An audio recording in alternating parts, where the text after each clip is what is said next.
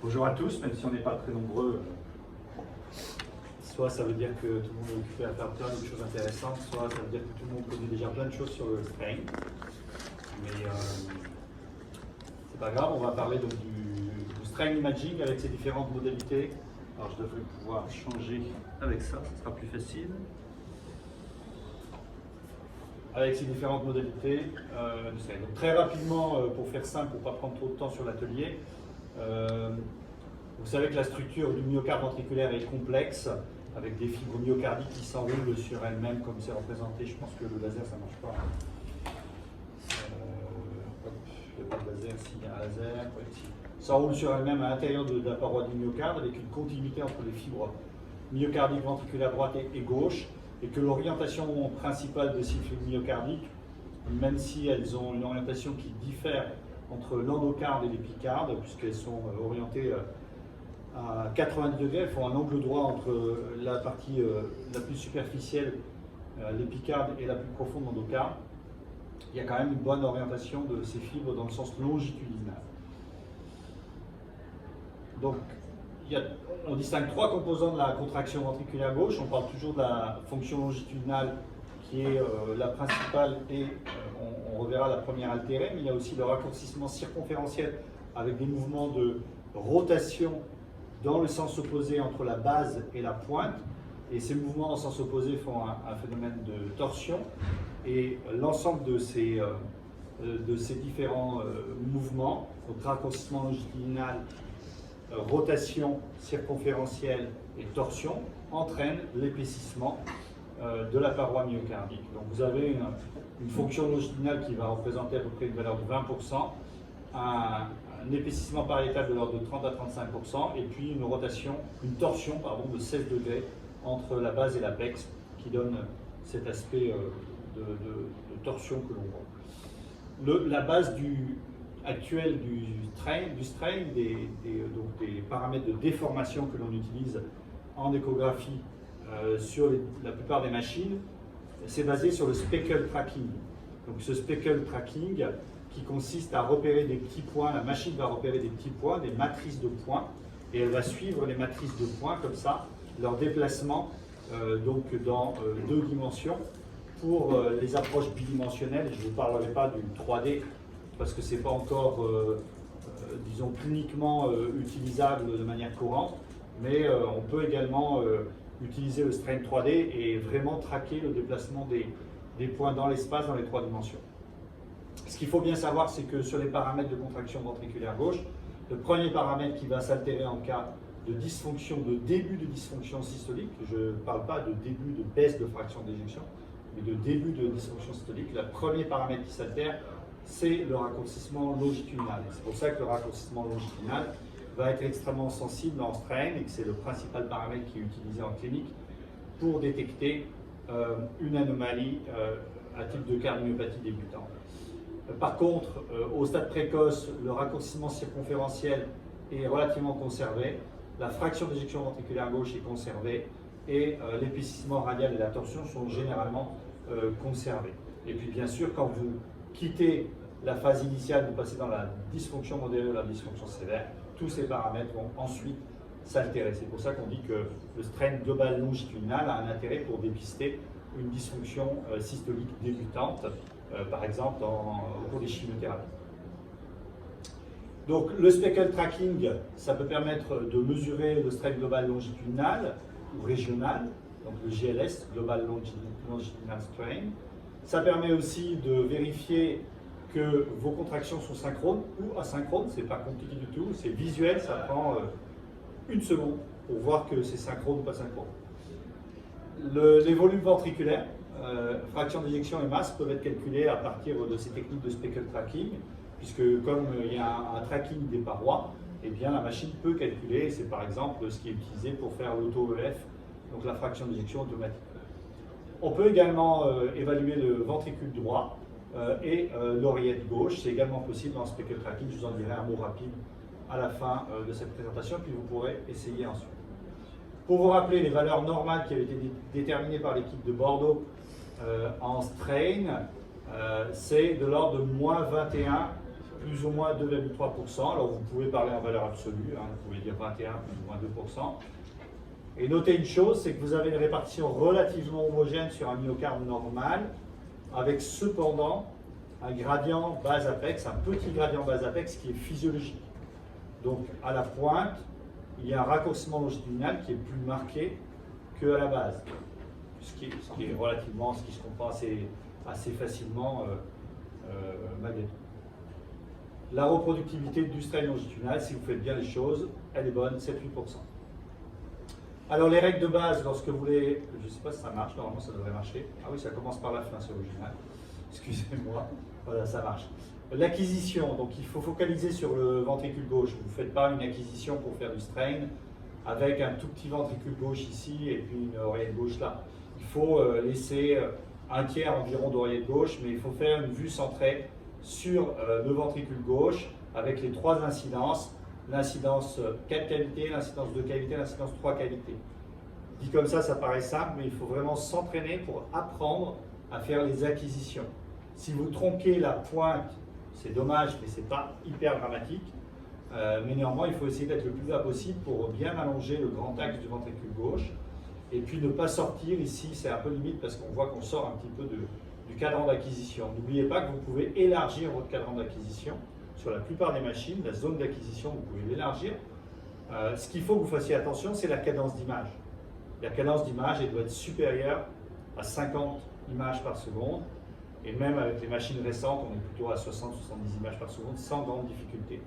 Donc, vous pouvez élargir la zone d'acquisition, mais pensez dans ce cas-là à faire des réglages pour avoir une cadence.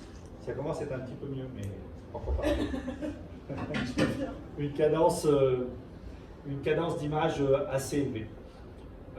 Il faut que le rythme cardiaque soit relativement régulier, ou alors prendre des battements cardiaques qui sont relativement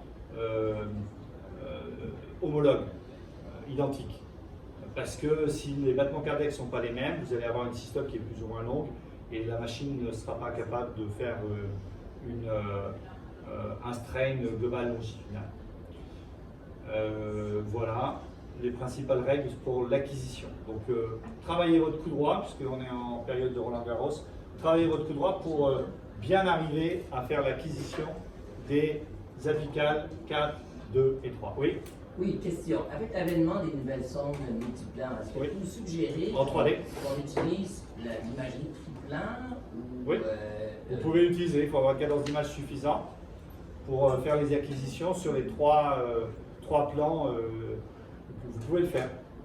Après, ça va vite, hein, une acquisition de... Et c'est la même longueur de battement aussi, si oui. les personnes... La différence, c'est que vous ne pouvez pas ajuster votre coupe à chaque fois. Donc, si avec votre multiplan, en fait, votre sonde 3D, vous arrivez à mettre bien le ventricule gauche dans toutes les incidences correctement, très bien. Mais ce n'est pas toujours aussi simple que ça. Il y a souvent une coupe sur laquelle vous perdez un peu la paroi, le myocarde. Parce que nous, ce qu'on veut, c'est le myocarde. Ce n'est pas juste avoir l'interface sans myocarde, c'est avoir l'épaisseur du myocarde. Et donc en fait, si vous avez bien travaillé votre coup droit, l'acquisition de ces trois images, elle est assez rapide. Moi, je fais travailler tous mes internes, je leur fais acquérir ça, et généralement, au bout de 6 mois, ils sont bons. Ou avant, hein, je ne dis pas qu'il faut 6 mois, mais il faut vraiment s'astreindre à faire les acquisitions. On prend les 3 coupes systématiquement. Oui, pour faire la FI, parce que sinon, vous n'allez pas avoir toutes les informations. Les règles de base, une fois que vous avez fait l'acquisition ou la capture de ces 3 coupes, il faut régler votre région d'intérêt, ROI. Il faut adapter à l'épaisseur du myocarde.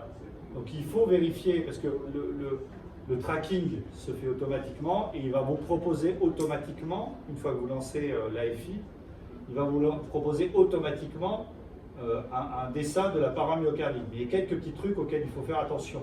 Il faut faire attention à l'épaisseur. Donc il faut traquer le myocarde et pas le péricarde. Si vous traquez le péricarde, qui est une structure immobile, vous allez modifier.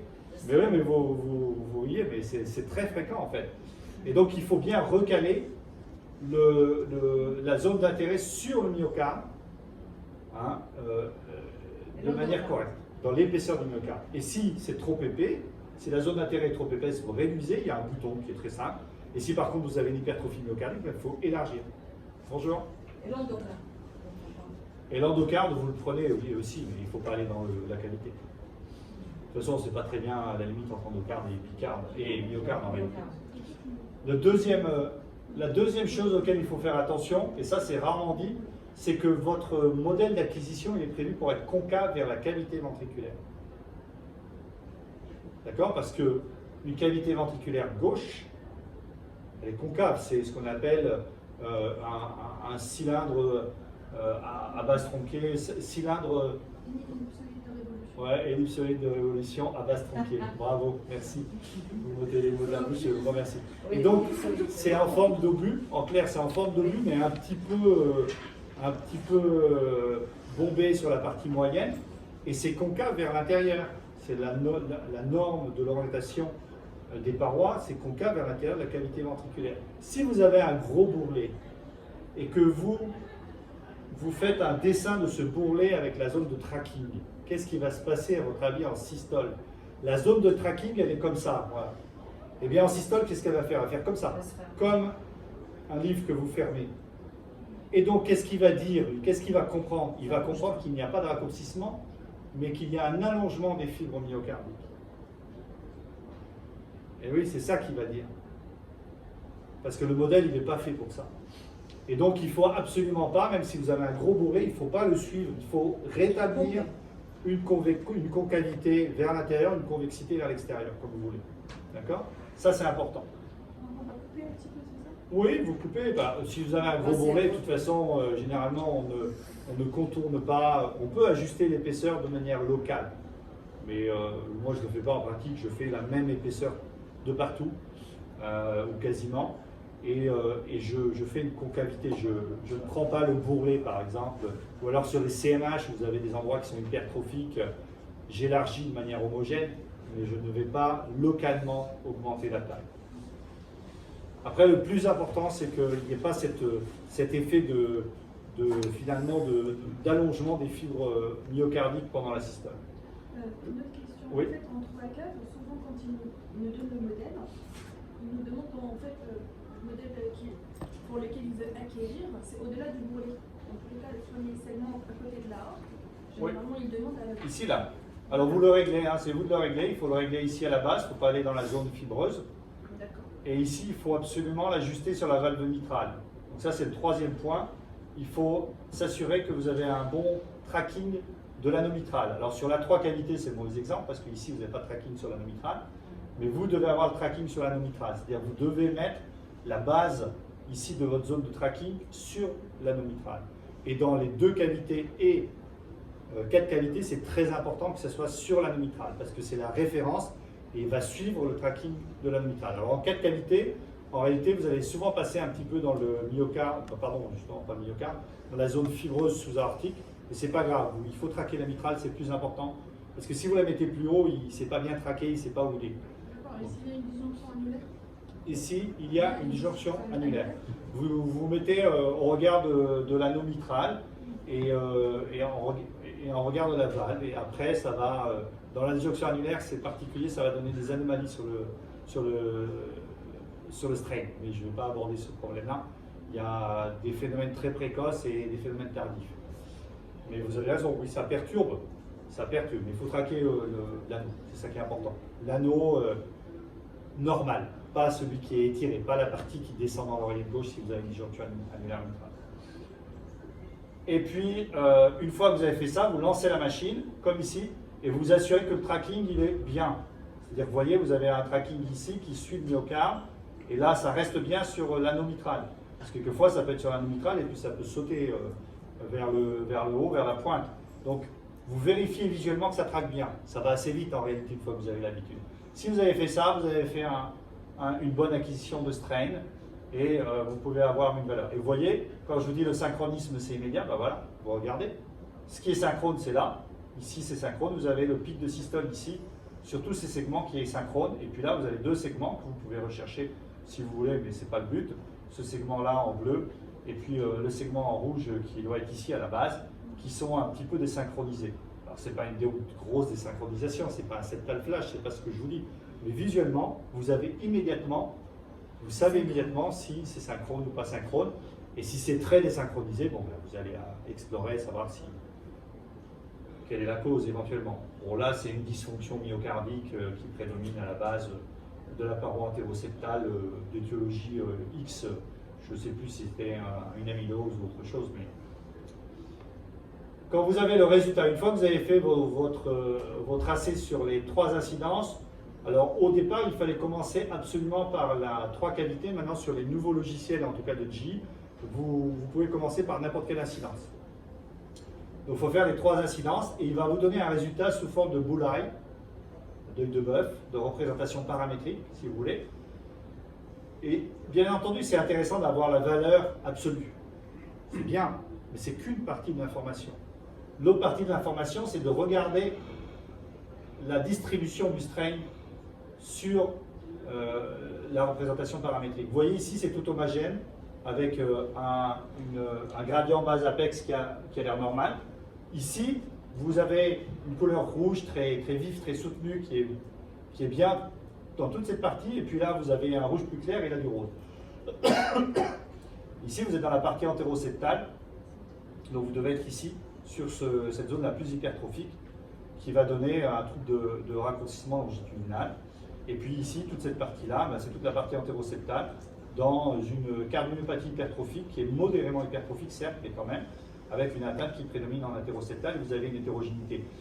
Et donc le strain global longitudinal, là, en valeur absolue, il est normal, on est d'accord, mais la distribution est inhomogène, et ça vous parle, ça vous indique qu'il y a quelque chose qui se passe qui n'est pas normal, que votre myocarde présente déjà une pathologie X ou Y qui est responsable de cette anomalie de distribution du strain. Donc vous voyez, c'est intéressant, il n'y a pas besoin d'aller regarder les chiffres individuellement à proprement parler. La représentation paramétrique est très informative. Alors, j'ai promis de vous dire un tout petit mot de ça. C'est le Myocardial Work, c'est un nouveau logiciel qui a été développé par GE, qui va consister à utiliser le strain global longitudinal, ce dont on vient de parler, et en rajoutant la pression artérielle systolique dans la machine, il va essayer de reconstituer une boucle, alors pas une boucle pression-volume, mais presque, une boucle déformation-volume. Donc en fait, ils ont intégré dans la machine des modèles, et en rajoutant la pression artérielle systolique, ils vont avoir ce point-là, et ils vont essayer d'évaluer les autres points par leur système, leurs algorithmes de traitement, et ils vont pouvoir reconstituer une boucle pression-volume et faire des analyses de différents paramètres de travail myocardique. Donc le travail myocardique, je vous rappelle, dans cette boucle pression-volume, le travail externe, c'est l'air sous la courbe qui est représenté ici. Et vous allez avoir une représentation qui est comme ça. Donc si vous savez faire le strain, il faut juste avoir la pression artérielle dans la machine en début d'examen avant de faire le strain. Et à la fin du strain, vous avez un bouton, voulez-vous, le Myocardial Work. Il va vous faire des représentations paramétriques comme ça. Vous voyez, avec des distributions, avec des chiffres, et puis une boucle pression-volume qui a un aspect à peu près normal. Vous voyez, elle est bien arrondie. Mais vous avez des boucles pression-volume qui peuvent être complètement anormales. Et vous avez plein de paramètres qui en sortent. Le Global Positive Work, c'est-à-dire le travail positif, le travail plutôt d'éjection. Le Global Negative Work, c'est le travail négatif, donc de raccourcissement. Le Global Work Index, le travail constructif, donc qui sert à l'éjection. Le travail qui est perdu, c'est-à-dire qui est à contre-temps. Typiquement, dans l'asynchronisme, vous avez un travail à contre-temps. C'est-à-dire que vous allez avoir une élongation du septum, dans le bloc de branche gauche complet, vous allez avoir une élongation du septum, alors même que la paroi latérale se contracte. Et donc ça, c'est du travail qui est perdu pour l'éjection, qui est inutile pour l'éjection. C'est ça qu'ils appellent le Global Wasted Work. Le Global Wasted Work, c'est à la fois le raccourcissement des fils myocardiques pendant la diastole, alors que ça devrait être un allongement, et l'allongement des fils myocardiques pendant la systole. Typiquement, la disjonction annulaire mitrale va donner un allongement anormal, peut donner un allongement anormal ou tardif des filons. Et puis vous avez le Global Work Efficiency. Je vous en parle juste pour que vous sachiez que ça existe, que ça commence à arriver sur les machines, surtout si vous le demandez. Ça dépend de votre mode d'exercice. Mais c'est quelque chose qui paraît assez intéressant et qui pourrait amener des informations complémentaires par rapport au strain classique. Je ne vais pas m'attarder plus. 2 mots sur l'oreiller gauche, c'est très facile à faire. Qu'est-ce qu'il faut? Acquisition, applicable 4 et de qualité. Cette fois-ci, vous pouvez faire une acquisition totale, VG, OG. Il faut que vous ayez la paroi de l'OG qui soit dans la zone d'acquisition. Et une fois que vous avez fait la 4 qualité et la 2 qualité, avec une cadence d'image supérieure à 50 par seconde, eh bien, vous pouvez utiliser un dedicated software, je veux dire, un logiciel dédié, donc J à ça. Sinon, vous pouvez jouer avec le logiciel pour le ventricule gauche, c'est possible aussi. Vous adaptez la région d'intérêt, bien entendu, la paroi est beaucoup plus fine, donc attention. Vous faites un tracé concave de la même manière, vers la qualité de l'oreille gauche. Vous checkez le tracking sur l'anneau mitral, c'est quasiment la même chose que pour le ventricule gauche, mais inversé. Et sauf que vous n'avez que 2 vues à prendre, vous n'avez pas 3. Vous avez que l'oreillette gauche en 4 cavités et en 2 cavités. Et vous checkez le tracking global une fois que vous avez fini, pour vérifier que c'est bien et pour valider. Et ce qui est le plus intéressant, c'est ça, c'est ce qu'ils appellent le PALS. Le PALS, c'est Positive Atrial Longitudinal Strain. C'est la valeur de strain maximale.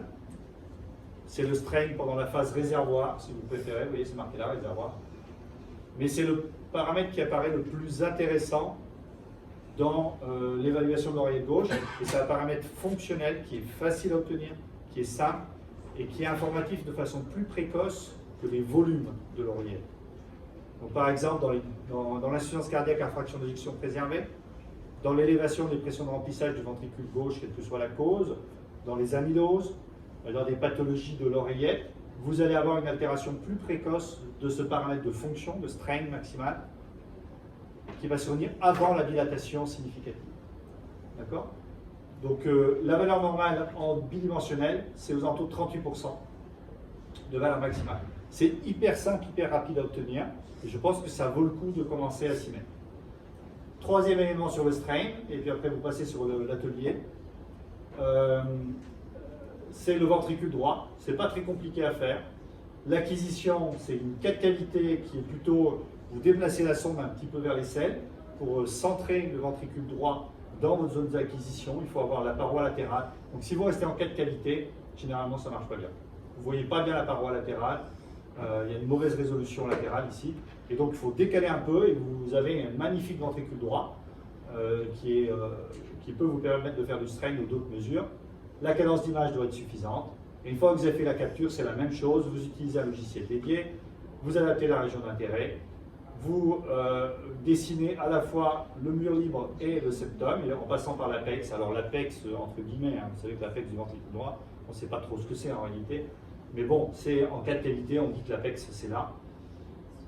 Et puis, vous checkez que le tracking de l'anneau tricuspide se fait bien sur le bord septal et le bord latéral. Et vous checkez le tracking global une fois que vous avez lancé le traitement des informations. Alors ici à la pointe, c'est toujours un petit peu délicat de savoir exactement où il faut passer, mais enfin il faut passer sur le myocarde en continuité entre le myocarde ventriculaire et puis ensuite enchaîner par le septum. Vous pouvez utiliser ces données soit avec la paroi libre toute seule, soit en intégrant paroi libre et septum. Le septum tout seul, ça n'a pas de sens. Le septum tout seul, c'est le ventricule gauche. Voilà. En conclusion, le strain global longitudinal, c'est simple, facile, efficace.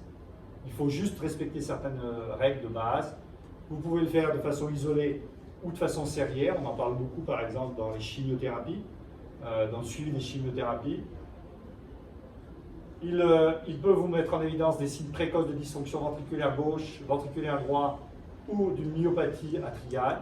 Et il peut vous apporter des éléments diagnostiques supplémentaires et vous aider dans le management. En particulier dans l'amylose, ça donne des informations. Alors, ce qu'on appelle, vous connaissez cette terminologie, l'apical sparing, l'épargne apicale, dont on parle en français, qui est une caractéristique de l'amylose. Ce n'est pas spécifique de l'amylose, mais ça a une très bonne valeur prédictive, surtout si vous rajoutez à ça des petits éléments.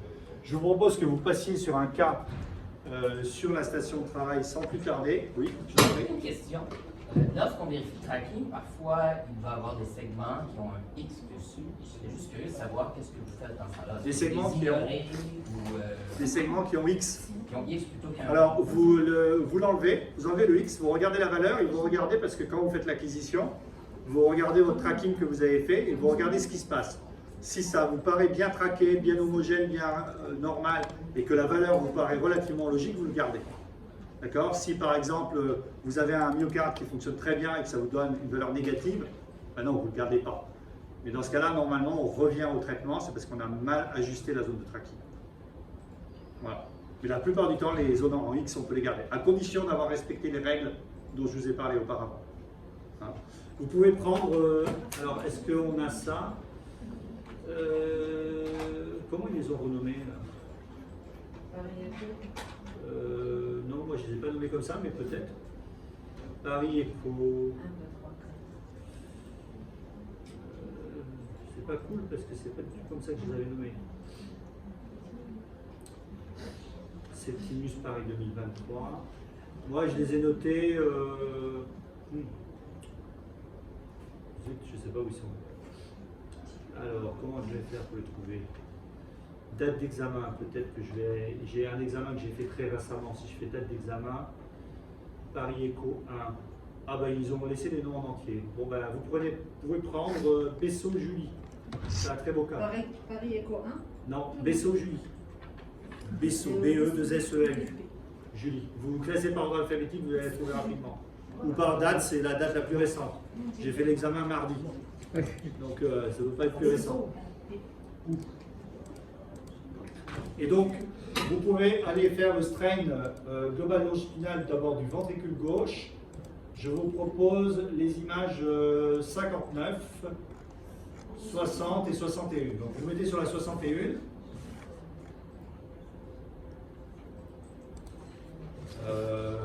Donc moi j'ai pas de connexion. Est-ce que je peux me connecter? Je pense que si je fais ça, je peux me connecter. Non, c'est pas ça. C'est pas ça non plus. C'est pas ça. Il doit y avoir quelque chose pour changer, c'est ça?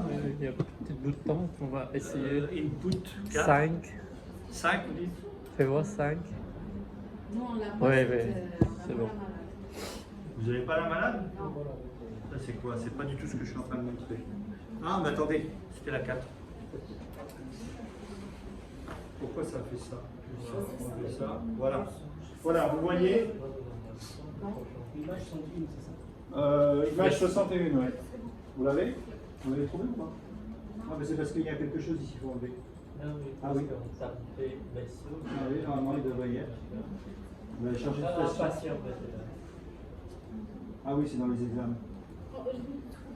Ouais, ok. Donc vous pouvez attaquer le strain directement. Vous cliquez, vous allez dans le menu mesure. On a le menu mesure ici. C'est bon pour tout le monde? Oui. Et AFI. Ok. Et comme ça doit être la dernière version, il va tout faire tout seul. Voilà, il prend les 3 incidences.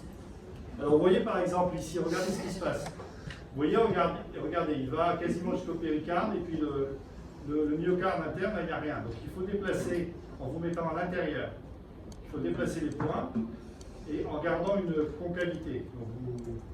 C'est un bel exemple parce que c'est un exemple pathologique. Vous avez vu. Voilà, comme ça. Moi je fais à peu près comme ça et si vous voulez, vous pouvez élargir la zone d'intérêt un petit peu, pas trop, en gardant la concavité. Ok? Est-ce que c'est bon pour tout le monde? Non, vous n'y arrivez pas? Qu'est-ce qui se passe? Ça a marché? Vous ajustez. Donc là, c'est ici la région d'intérêt, regardez. La zone d'intérêt est là. Si je le laisse, il va partir tout seul. Qu'est-ce qui vous a déjà fait? Tout va bien?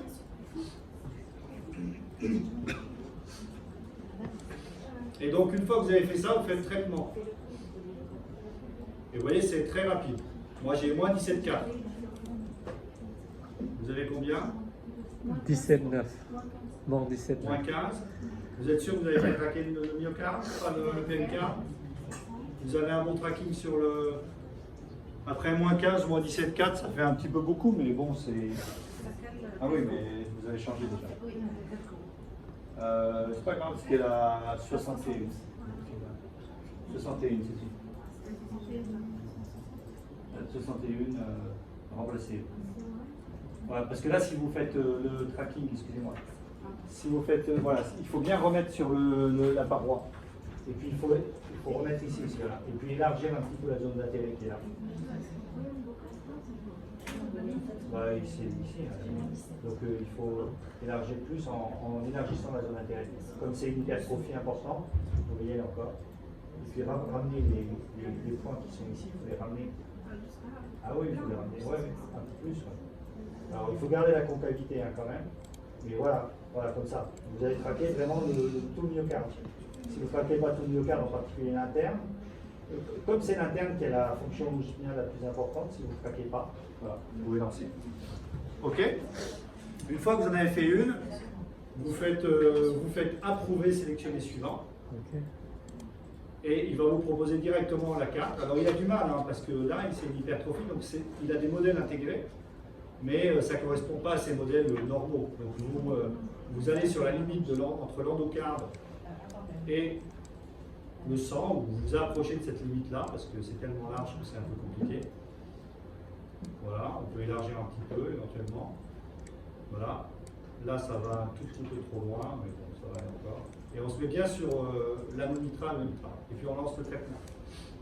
La carte, vous avez pris la 67, c'est ça? C'est lui qui a décidé.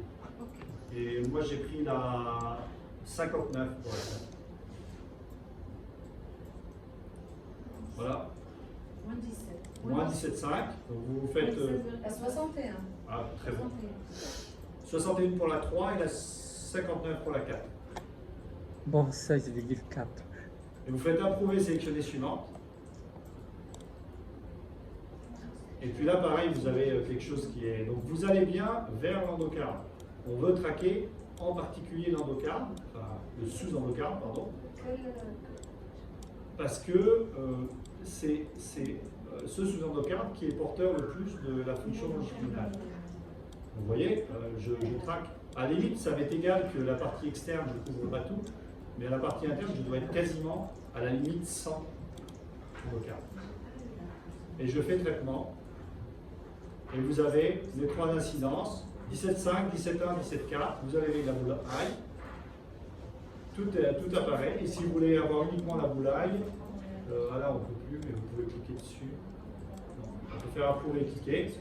Ou alors on peut aller sur myocarde dialogue. Donc, vous avez réussi? Oui. Très bien. Parfait.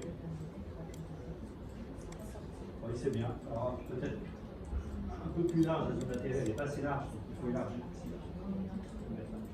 Comme c'est très épais, il faut élargir un peu. Voilà, là c'est bien comme ça. Et puis là, vous lancez l'acquisition. Et donc vous voyez, si vous avez un peu l'habitude, ça vous prend 2 minutes, même pas 1 minute de faire ça. Et ça vous donne des informations. Vous avez une hypertrophie, vous ne savez pas ce que c'est. C'est une femme jeune qui est née en 1984. Et elle a une hypertrophie, si vous regardez le boulay, qui est relativement homogène avec une augmentation du gradient base-apex.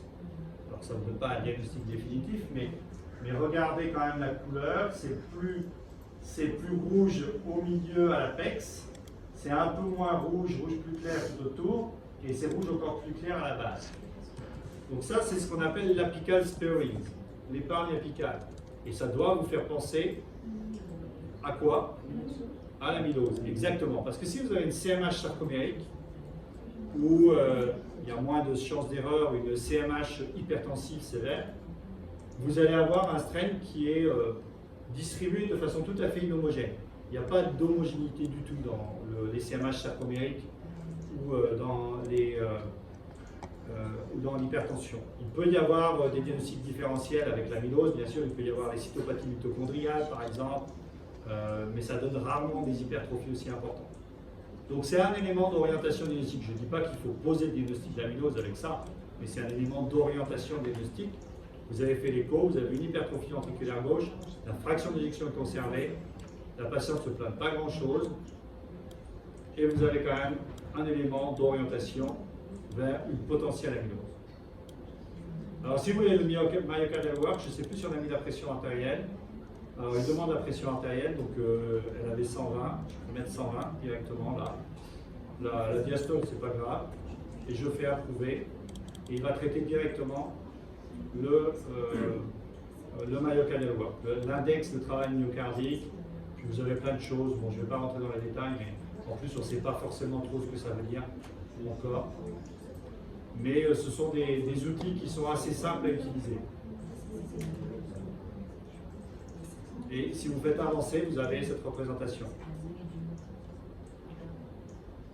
Donc là, le travail constructif, le travail perdu qui est là. Et vous voyez la courbe de la relation pression-volume qui n'est pas normale. Elle n'est pas bien arrondie comme tout à l'heure. Elle a, ici, dans la phase d'éjection, un aspect assez bizarre. En clair, il doit y avoir un retard à l'éjection, une augmentation en pression plus lente.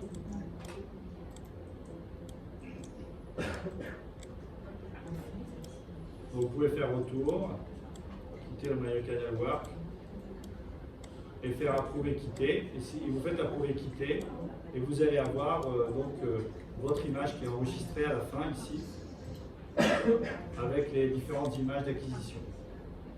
Vous voyez ici en grand, on voit très bien cette image d'épargne apicale. Alors, l'épargne apicale, on peut en voir des formes mineures chez plein de gens, hein, donc attention, méfiez-vous, ne faites pas des surdiagnostics, il faut quand même avoir un contexte, il faut avoir une hypertrophie, il faut, voilà. On peut avoir le diabète, ça peut donner des aspects d'épargne apicale, le diabète ancien et insuline dépendant peut donner des aspects d'épargne apicale, sans qu'il y ait de choses particulières. Alors, je vous ai dit que vous pouviez avoir des informations plus précoces avec le strain de l'oreillette. Donc je ne sais pas si j'ai les deux incidences apicales, mais normalement je devrais les avoir pour l'oreillette.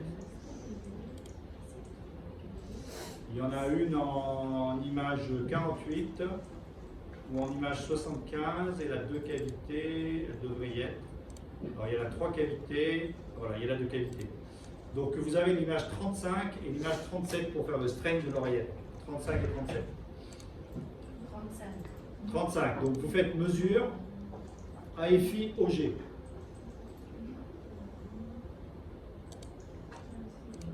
Mesure AFI OG.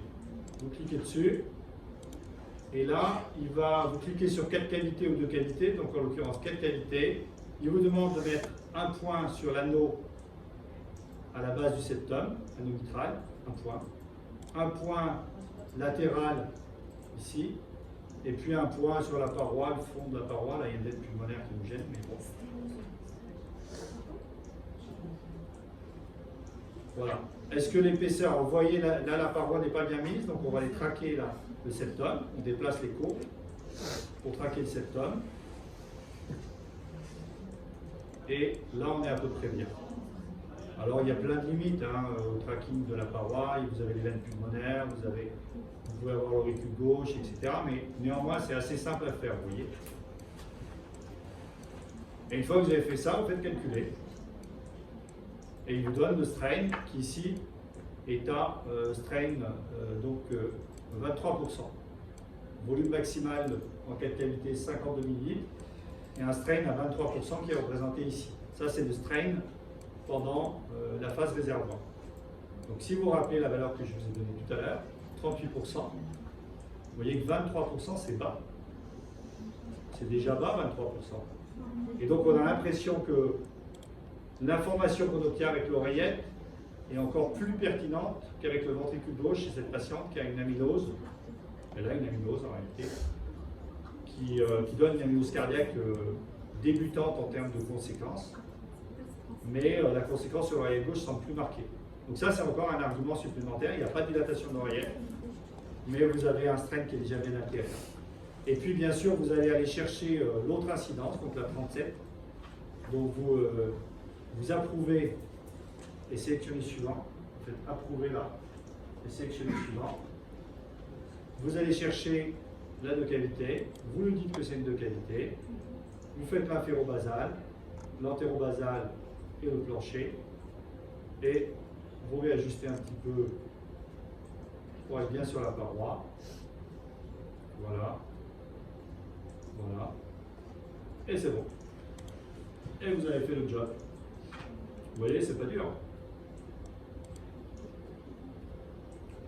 Et vous avez sur l'examen la mesure du strain. Et donc là, on conforte notre mesure. Hein. On a une valeur qui a baissé en 4 et en 2 cavités. On est en moyenne en biplan à 24%.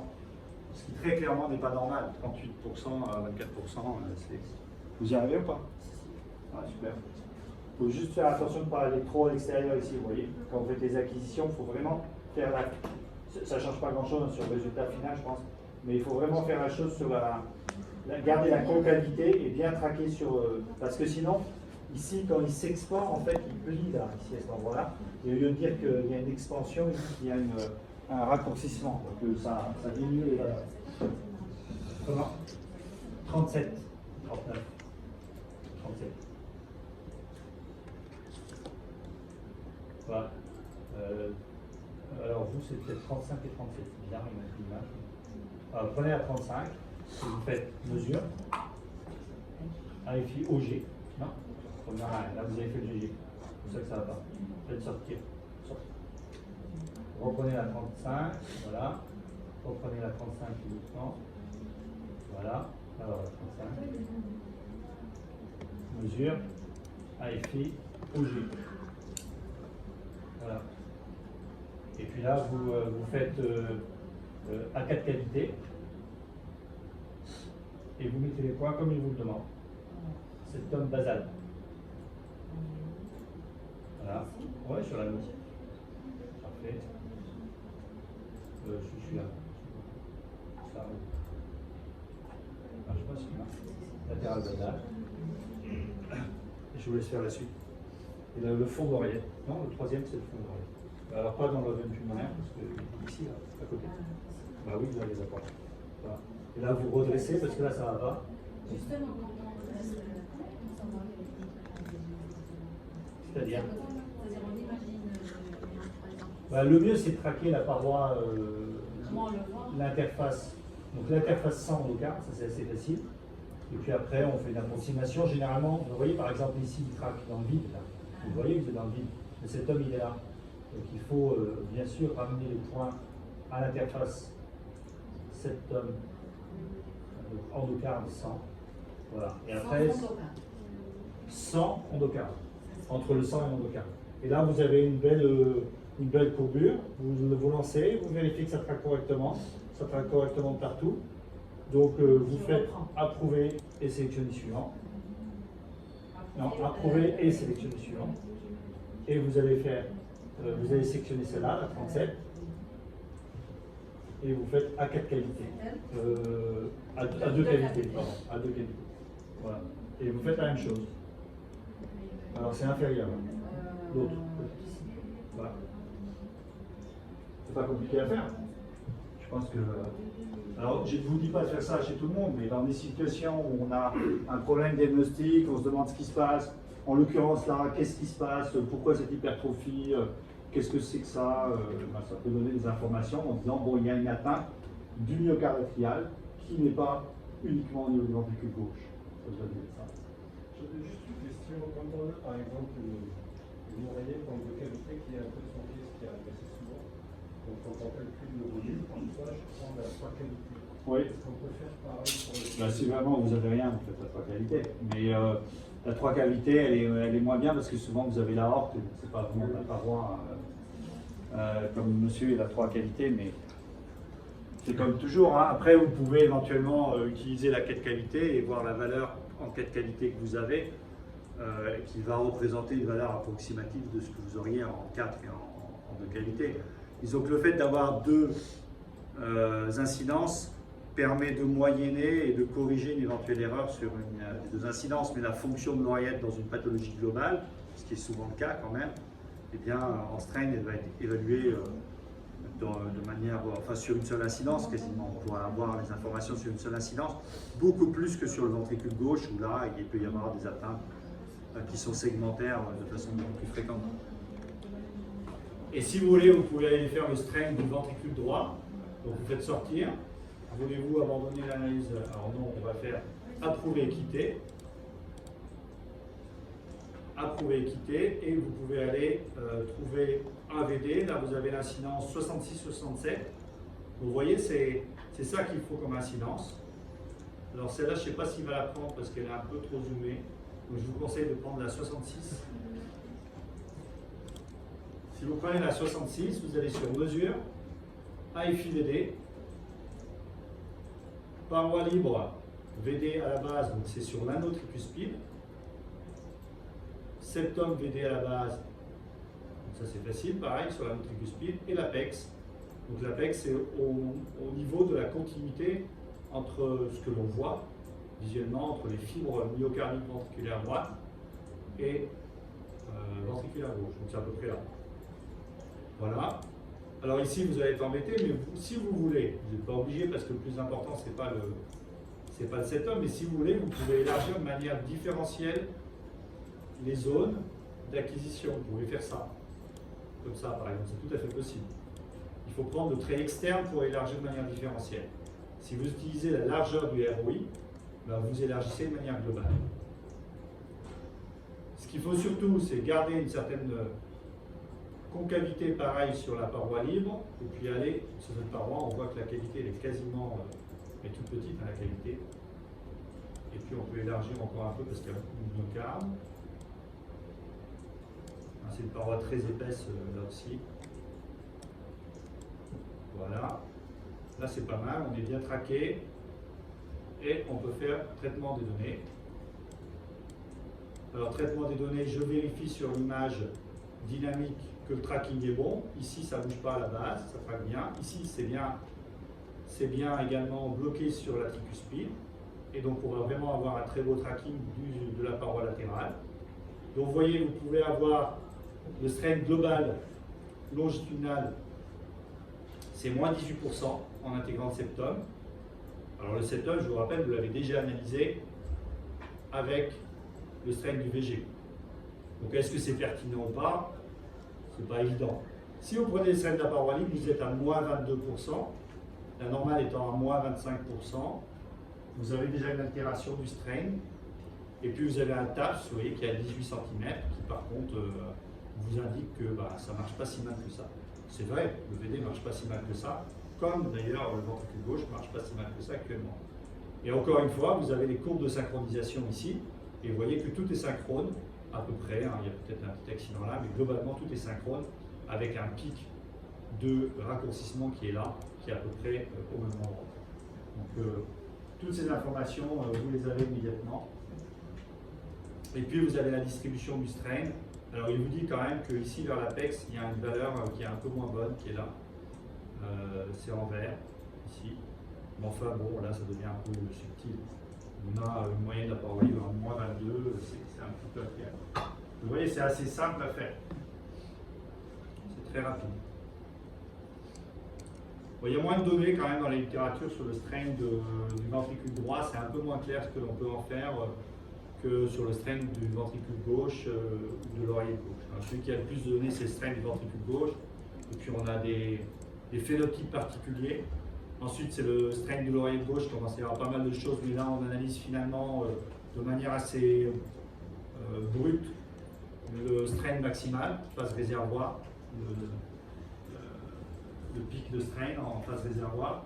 Et sur le VD, moi, je le fais de temps en temps dans des situations très particulières où j'ai une dysfonction VD. Je veux savoir si, avec tous les paramètres, si je peux faire opérer mon patient. Donc, je rassemble tous les paramètres que je peux et je fais le DPDT, je fais le TI index, je fais le strain, je fais le TAP, je fais le DES. Voilà, je rassemble tout ensemble pour savoir si mon patient, par exemple, a passé le cap de la chirurgie. J'essaye de faire une évaluation. Mais je ne l'utilise pas sinon au quotidien. Alors ce qui est intéressant quand même sur le VD, c'est que les pathologies altèrent de façon différentielle la fonction de la paroi libre du VD. Je ne sais pas si vous savez, mais si vous avez une altération de la fonction longitudinale, c'est particulièrement le cas si vous avez fait un épanchement péricardique drainé, si vous avez une chirurgie cardiaque. Là, c'est la fonction longitudinale de la paroi libre qui va être le plus altérée. Qu'est-ce que ça veut dire? Pas grand-chose en réalité. Quand le strain longitudinal est altéré après une chirurgie cardiaque ou une ponction péricardique, ça ne veut pas dire grand-chose. C'est parce qu'il y a une modification de la répartition de la fonction myocardique du ventricule droit. C'est un concept un peu complexe. Mais je ne sais pas si vous étiez à la session de ce matin sur le 3D, je crois que c'est Hélène Thibault qui a montré ça, qui a montré qu'en post-opératoire, on peut avoir une altération du strain longitudinal de la paroi libre, mais une fraction d'éjection qui ne change pas. C'est parce qu'en réalité, le septum se contracte plus. Et donc dans ces situations-là, la fonction longitudinale de la paroi libre n'est pas très intéressante. La fonction longitudinale va être altérée après une greffe cardiaque, mais parce que finalement on a le même système, on a un cœur qui a été sorti du péricarde et qui a été remis en place. Par contre, la fonction radiale va être altérée dans certaines pathologies de manière très spécifique, c'est toutes les pathologies où il y a une hypertension artérielle pulmonaire. Dans l'hypertension artérielle pulmonaire sévère, vous avez une altération beaucoup plus importante de la fonction radiale. Alors en strain, on ne l'évalue pas, mais visuellement on voit si la paroi s'épaissit ou pas. Donc visuellement on fait du strain en réalité. On analyse la déformation. Quand vous analysez un épaississement de paroi, c'est du strain radial. Et ça c'est important d'avoir ces concepts dans la tête. Hypertension artérielle, notamment sévère, c'est l'épaississement pariétal, alors que la fonction longitudinale peut être relativement normale. Dysfonction du VD global, et bien le strain radial et longitudinal sont altérés. Eh bien, les outils en clinique pratique ne proposent pas ça. Il faut passer dans... Là, on peut faire approuver quitter. Il faut passer dans commande, Q-analysis. Et puis là, vous pouvez aller faire le 2D strain. Vous lui dites que c'est une quête cavité. Vous faites du septum basal. Vous lui racontez que c'est un VG en fait. Vous l'inversez. Vous faites la largeur de la zone latérale, vous l'élargissez un peu, mais pas trop. Voilà. Mettons comme ça, un tout petit peu moins. Et là, à ce moment-là, vous faites traitement des données. Et vous allez approuver, lui, il traque bien tout, et puis c'est assez joli. Peut-être que là, j'aurais pu retraiter, mais je ne vais pas tarder. Et là, il vous donne, il vous donne ça, il vous donne des courbes, c'est synchrone. Et à ce moment-là, il va vous donner plein de choses qui sont ici. Alors normalement, il devrait afficher des valeurs, ça va être plus bas. Paramètres transversaux, voilà, c'est là. Donc le strain, calculation is not supported. Bon, ben, je ne peux pas vous le montrer. Mais enfin, vous voyez, il y a des... Dans Q-analysis, vous pouvez avoir le strain radial. Ceci dit, qu'est-ce qu'on en fait? Je ne sais pas, parce qu'on n'a aucune valeur de... Enfin, on connaît les valeurs qui ont été publiées, mais en pratique clinique, on ne sait pas comment faire. Voilà, enfin, sachez que c'est possible. Mais déjà, si vous faites le strain du VG, le strain de l'OG de temps en temps, et de temps en temps le strain du VD, c'est déjà super. Est-ce que vous voulez faire un autre cas rapidement? Ça, c'était un cas très... Oui, s'il vous plaît. Alors, on va sortir rapidement. On va aller dans Archives. Vous pouvez aller prendre, à condition que je les retrouve. Comment il peut s'appeler aussi mon patient? Enfin, je le trouve. Parce qu'ils ne m'ont pas changé de nom. Ça ne va pas être facile. Ça. J'avais un très très beau patient. Je suis pas sûr de le retrouver. Alors, ils m'ont laissé mon nom complet. Il suffit que j'aille sur les noms complets en réalité. De pas date. Barbara Pascal. Non, parce que la date, je ne m'en souviens plus. Il y a un examen en 2015, peut-être 2015. C'est pas très récent. Alors 2015, c'est peut-être le plus ancien, en 1970. 2015. Oui, c'est lui, c'est celui-là. Cam Joseph. Vous pouvez prendre Cam Joseph.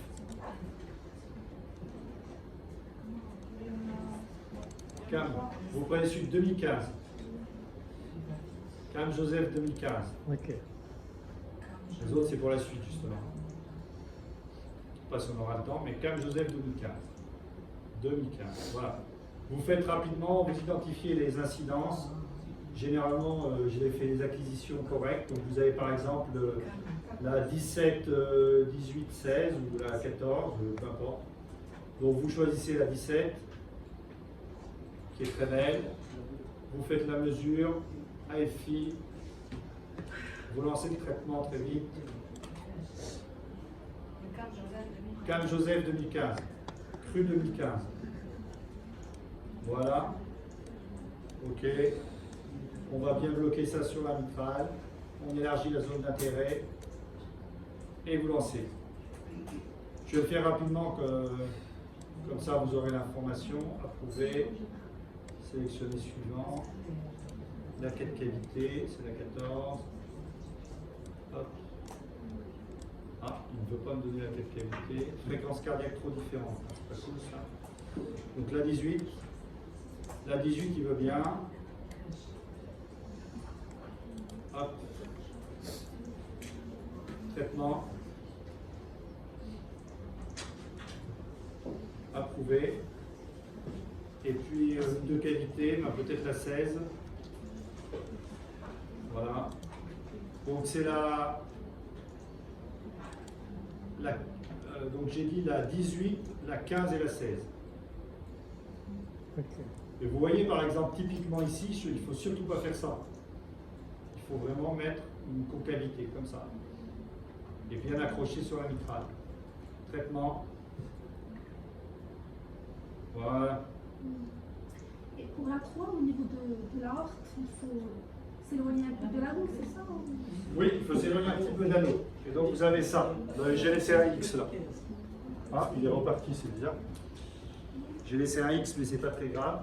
Je suis allé vite pour vous montrer. Voilà.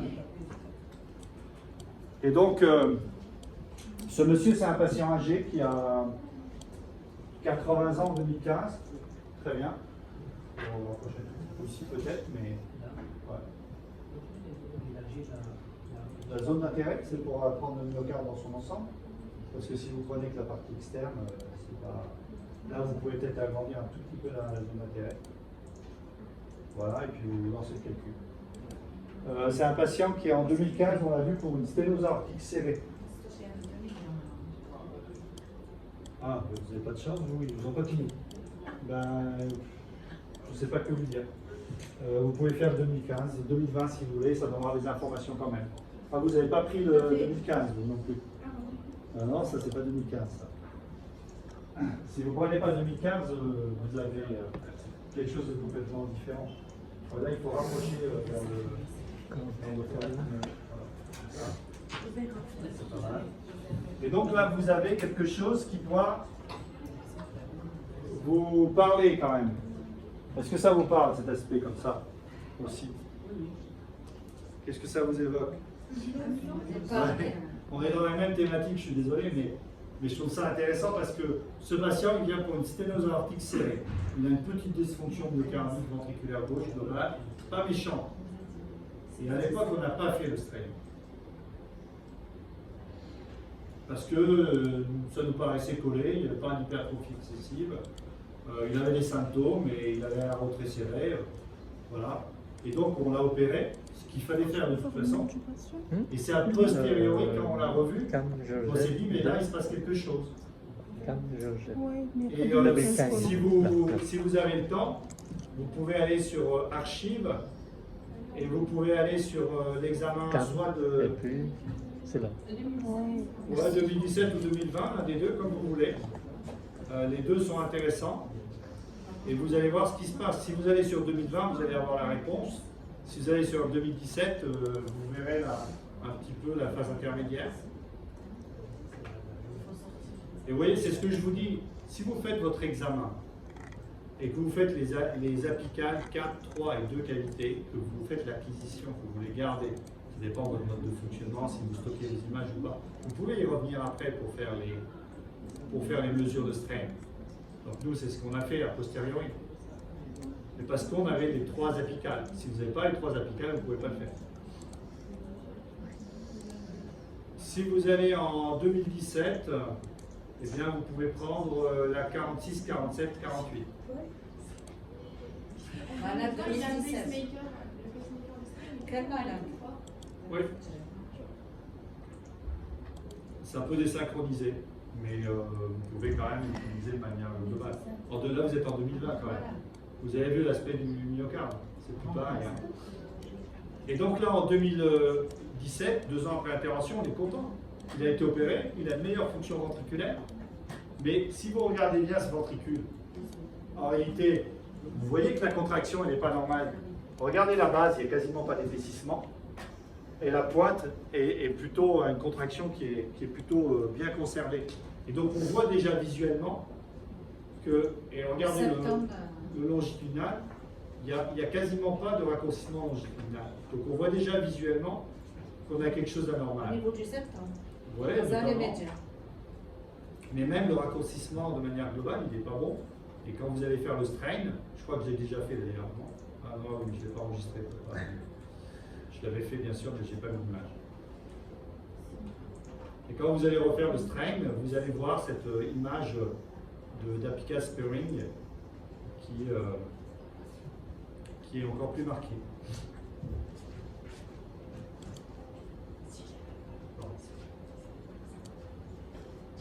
Ah oui.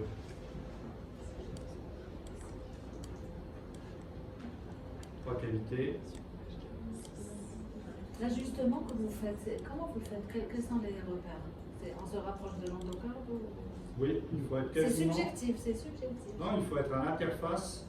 Oui. Regardez, je suis à l'interface. Bon, là, c'est le pilier, donc je le coupe. Oui. Mais sinon, je suis à l'interface entre le sang et l'endocarde. En gardant quelque chose qui soit relativement concave vers l'intérieur de la cavité. C'est ça. Voilà, là, je suis à l'interface sans endocarde. Sauf ici, parce qu'il y a un bourrelet.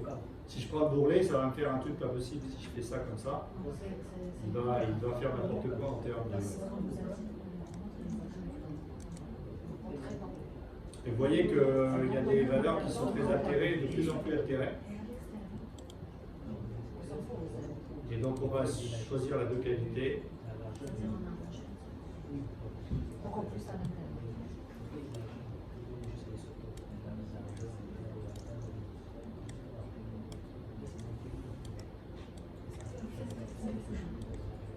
Voilà, le traitement est fini. Et là, il vous donne l'aspect. Vous pouvez approuver et quitter. Et vous voyez qu'on retrouve bien cet aspect d'apical sparing. Et donc c'est un cas de patient qui a une sténose aortique, mais qui avait aussi une amylose sénile. En 2015, on n'avait pas encore de traitement, et puis il allait pas mal. On lui a donné, en fait, ce patient, ça s'est bien passé entre 2015 et 2020. En 2020, il avait, je crois, 86 ans, il est 1931. Donc même 89 ans en 2020, vous voyez, il a bien profité de son remplacement valvulaire aortique. Mais quand on l'a revu en 2020, si vous allez voir le dernier examen, vous allez voir qu'il est en train de passer l'arme à gauche, quoi. Il a un myocarde qui est complètement infiltré, une hypokinétique extrêmement sévère. Il y a des collègues qui ont essayé de l'améliorer en lui mettant une resynchronisation, mais il a une amylose cardiaque, enfin à 89 ans. Il a vécu 5 ans grâce à son remplacement valvulaire aortique correctement, et puis je pense que la dernière année, elle est un peu. Là, il est décédé, c'est sûr. Il est décédé depuis longtemps. Je l'ai vu, il était gravataire. Il est venu me voir quand même pour faire son contrôle, il était gravataire. Il n'était pas bien. Alors, est-ce que ces patients de 90 ans, il faut les traiter leur amylose? Il y a des gens qui leur donnent un traitement, hein. Mais ça coûte cher quand même. Et souvent, on diagnostique tard, alors Ouais. la limite. Oui, mais là, regardez, en 2015, on aurait diagnostiqué. On connaissait moins, on avait moins ces notions-là à ce moment-là, il y a 8 ans. La notion de l'amylose fréquente, de la RAO chez le patient âgé, on avait moins cette notion, donc on n'a pas fait très attention. Il y en a qui arrivent Ouais. un peu tard. Ah ben, après, ça dépend de l'âge. Hein. La patiente de 36 ans, elle va débuter une thérapie à la gammapathie monoclonale, elle va débuter une thérapie agressive contre l'amylose de type AL. Et puis elle aura probablement une greffe, et son cœur n'est pas trop malade encore, donc elle peut avoir une greffe pour supprimer cette gammapathie. Et puis les traitements. Bon, après, il y a d'autres choses, hein, mais je pense que l'atelier va s'achever. Juste une question sur la fibrillation atriale réduite, paroxystique réduite. Est-ce que le spray auriculaire a un intérêt dans la prédiction d'un récidive? Oui, ça a été montré. Plus le strain atrial est abaissé, plus le risque de récidive est important. Et on peut raisonner à l'inverse. Plus les patients font de la fibrillation